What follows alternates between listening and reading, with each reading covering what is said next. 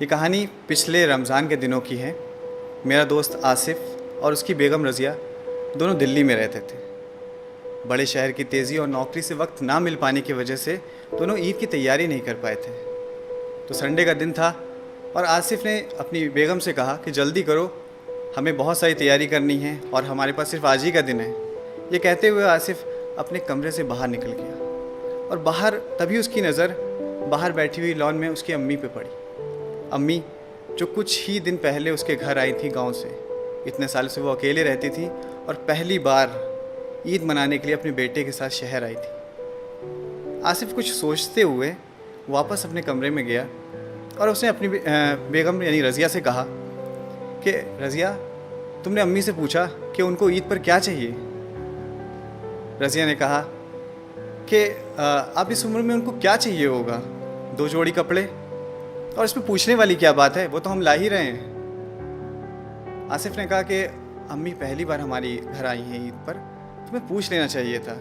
तो रज़िया ने बोला कि ठीक है, इतना प्यार आ रहा है तो तुम खुद ही क्यों नहीं पूछ लेते। रज़िया की आवाज़ में थोड़ी सी तेज़ी थी। ये कहते हुए रज़िया तेज़ी से बाहर निकल गई। आसिफ़ अपने अम्मी के पास गया। उसने बोला कि अम्मी, ईद पर हम लोग ख़रीदारी करने बाहर जा रहे हैं, आपको कुछ चाहिए तो नहीं? उतने में ही अम्मी ने बोल दिया कि बेटा मुझे कुछ नहीं चाहिए। बहुत ज़िद करने पर, आसिफ़ की बहुत ज़्यादा ज़िद करने पर अम्मी ने कहा ठीक है, तुम इतनी ज़्यादा ज़िद कर रहे हो तो ठीक है, मैं तुम्हें लिख कर दे देती हूँ। तुम और बहू इतनी सारी ख़रीदारी करनी है, कहीं भूल ना जाओ।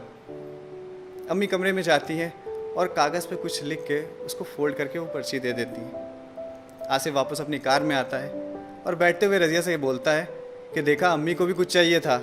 मैंने तुमसे कहा था ना कि इस उम्र में भी लोगों को बहुत कुछ चाहिए होता है, रोटी कपड़े के अलावा भी उनकी और ज़रूरत होती है। तो रज़िया कहती है ठीक है, पहले हम अपनी ख़रीदारी करेंगे, उसके बाद हम अपनी जो तुम्हारी लिस्ट है तुम देख लेना और फिर शॉपिंग कर लेना।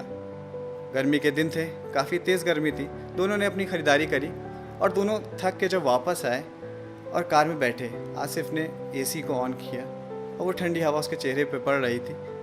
उसने चैन की सांस ली और तभी उसकी नज़र सामने रखी हुई उस पर्ची पर पड़ी जो उसे माँ ने दी थी। वो पर्ची आसिफ़ ने उठाई और पढ़ने लगा। तभी रज़िया बोली कि इतनी बड़ी लिस्ट, पता नहीं क्या क्या उसमें लिख के रखा होगा माँ ने, पता नहीं क्या क्या उसमें माँ ने भेजा है, क्या क्या लिखा है। और बनो वाला दिन और पूरी करते रहो माँ की ज़रूरतें, ख्वाहिशें। बस ये बोलना था, पर ये क्या कि आसिफ़ के आंखों में आंसू थे और उसके हाथ काँप रहे थे। रज़िया घबरा गई। रज़िया पूछने लगी कि ऐसा क्या लिखा है उस पर्चे में। रज़िया ने पर्चा छीन लिया, मगर रज़िया हैरान थी कि इतने बड़े पर्चे में सिर्फ चंद ही अल्फाज लिखे थे।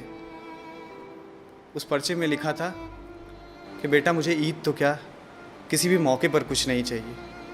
फिर भी तुम ज़िद कर रहे हो तो तुम्हारे शहर के किसी कोने में मिल जाएं फुर्सत के कुछ पल, तो मेरे लिए लेते आना। ढलती शाम हो गई हूँ मैं, अंधेरों से डर लगने लगा है, बहुत ज़्यादा डर। पल पल बढ़ती हुई मेरी तरफ मौत को देखकर जानती हूँ हक है, टाला नहीं जा सकता, पर बहुत घबराहट होती है अकेलेपन से। तो जब तक तेरे घर पर हूँ, कुछ पल बैठा कर मेरे पास, थोड़ी देर ही सही बांट लिया कर मेरे बुढ़ापे के अकेलेपन को।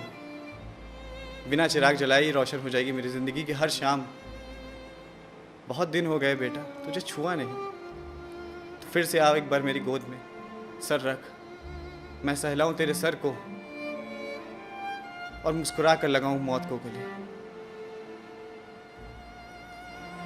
क्या पता अगली ईद रहूं ना रहूं। तो दोस्तों, ऐसी होती है माँ। इस ईद हमें अपनी माँ को कुछ तोहफे में खाली हम सिर्फ अपनी कुछ पल दे सकते हैं। कुछ पल बैठ के उनके साथ गुजारना ही उनके लिए बहुत बड़ी बात है। तो मैं आखिरी में बस जाते जाते कुछ अल्फाज, कुछ चंद शेर आपकी नज़र करता हूँ कि खुशी कहते हैं किसे, ऐ मेरे हमदम समझ लेते। खुशी कहते हैं किसे, ऐ मेरे हमदम समझ लेते, अगर तुम दूसरों के गम को अपना गम समझ लेते। अगर तुम दूसरों के गम को अपना गम समझ लेते और कभी बहने ही नहीं देते उन्हें हम पाक आँखों से, कभी बहने ही नहीं देते उन्हें हम पाक आँखों से, अगर माँ बाप के आंसुओं को हम जमजम समझ लेते, अगर माँ बाप के आंसुओं को हम जमजम समझ लेते, मुसलसल ठोकरें तकदीर का हिस्सा ही नहीं बनती। अगर पहली ही ठोकर का इशारा हम समझ लेते, अगर पहली ही ठोकर का इशारा हम समझ लेते, और बगल वालों के घर एक भी फाका नहीं होता। अगर रोज़े का मतलब और माँ ने हम समझ लेते, रोज़े का मतलब और माँ ने समझ। Thank you.